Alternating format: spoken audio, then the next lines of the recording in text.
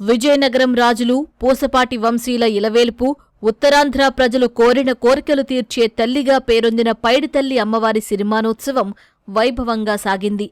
సిరిమాను సంబరం ఏటా దసరా పండుగ ముగిసిన తర్వాత క్రమం తప్పకుండా నిర్వహించటం ఆనవాయితీగా వస్తోంది.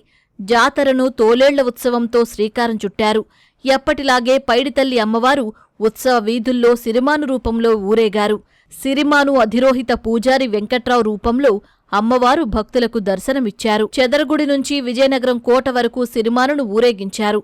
ముందుగా పాలధార, తెల్ల ఏనుగు, జాలరివల, అంజలి రథం ఊరేగింపుగా వెళుతూ ఉండగా భక్తుల జయ జయ ధ్వానాల నడుమ అమ్మవారి సిరిమాను ముందుకు సాగింది. ఉత్సవాన్ని తిలకించేందుకు భారీగా భక్తులు తరలివచ్చారు.